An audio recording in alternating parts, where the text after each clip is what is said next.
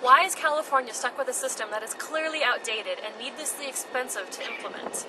California has been at the cutting edge in many areas, leading the USA and the world, and it is sad that it is now losing that slowly, again, needlessly. It was Dr. David Millay's 1985 presentation to ministry officials on the pre-tertiary education system that led to them revamping the entire system in 1988.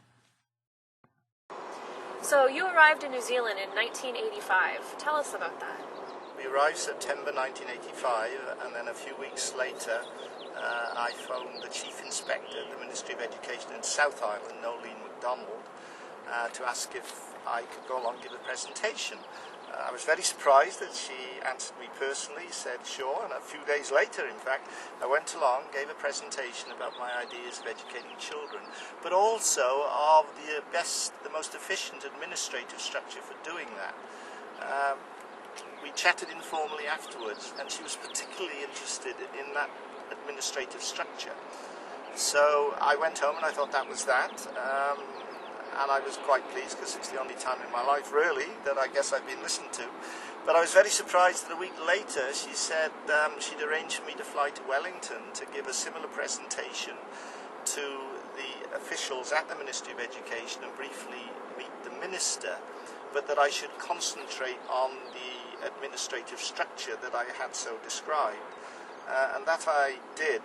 And then I found out that a few months later a commission was set up to review the pre-tertiary sector in education. I gave a very thorough and detailed submission to that commission, I guess along with hundreds of other people. And I'm glad to say my recommendations were accepted. One was watered down about music in schools, but all the rest were accepted. In 1988, the Commission reported to Parliament. Parliament accepted the recommendations and put all it into law in 1988. And then in 1 week, for me, one marvellous week, I guess for the people who work for school districts it wasn't so marvellous, but all the school districts disappeared and every school in New Zealand became a community school run by a board. The board consisted of 5 people and they had to be parents. The numbers could, there was a bit of flexibility, they could be lower or normally higher, but normally it was 5. And they entered a contract or a charter with the Ministry of Education. So by doing so, all the school districts disappeared. Half the Ministry of Education disappeared because there was nothing for them to administer. So there were savings of millions and millions of dollars. And the minister then, and I have emails from him even now, Russell Marshall thanked me personally, and then later on, when he was Minister of Education, Chris Carter wrote me a very nice thank you letter as well.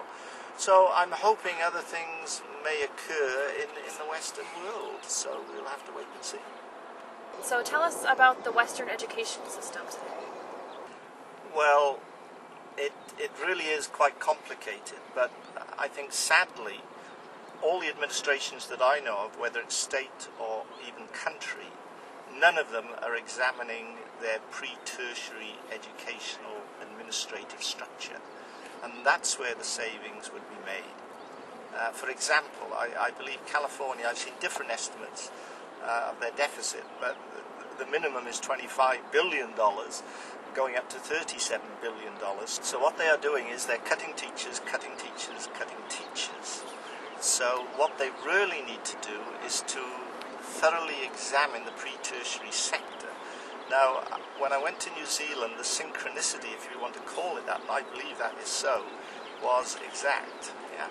So I'm hoping that somewhere along the line I can meet similar mindsets to the ones that I met in New Zealand, particularly Nolene MacDonald, who accepted what I was saying, because I didn't really have any power or anything like that, accepted what I was saying and say, look, this person may just have something to offer.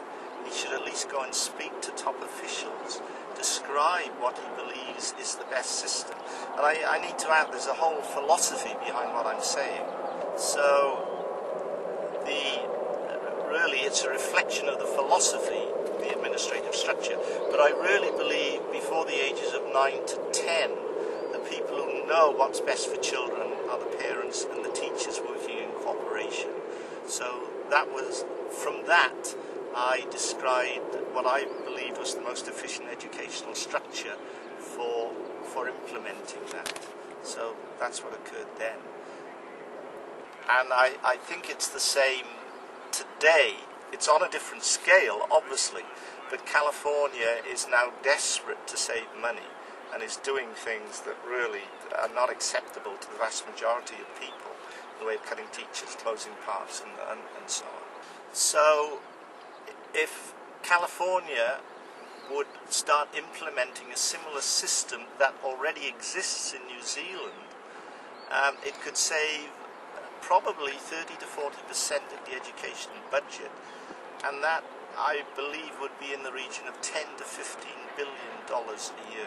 Now that is going to take time. Yes, you can't just implement it as you did in New Zealand with a small population of 4 million, with 40 million or whatever. It's going to take time, and it's going to take very careful planning, especially as implementing the checks and balances.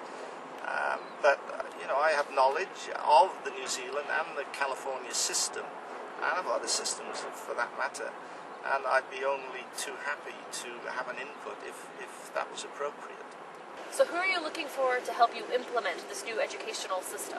I am looking for initially that one person who will listen, be the one who listens. Yeah? And hopefully there'll be vision and insight. So what I'm really looking for are, well, hopefully more than one, a few visionaries, whether they're here, USA, or China, or something will be going to New Zealand as well, who will make a commitment for the well-being and learning of children and will stick with it. Doesn't matter what occurs, they'll say, right, I'm going to make this commitment. This is well worth looking at in depth. We need to do that, and we're going to stick with it. So those are the type of people I'm looking for. Sadly, and I've been here 30 years, I haven't found them yet. But who knows? The world is changing very fast. Tell us about your conversation with Sherry Lansing. Well, I spoke with Sherry Lansing in 2004, and she was interested, but I don't think the timing was appropriate at that time, so it didn't happen. But Sherry, if you do know someone who might be willing to listen, and this is exact.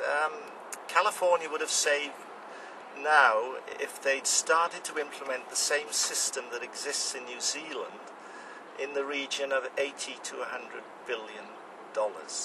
So even now, if they start implementing it, and it will take some time to do that, then there's just enormous savings that can be made and should be made, and in the end you're going to end up with a far healthier educational system as well, and that's my main priority, really. Be the one who makes a difference for the children of your country. Be the one who listens today.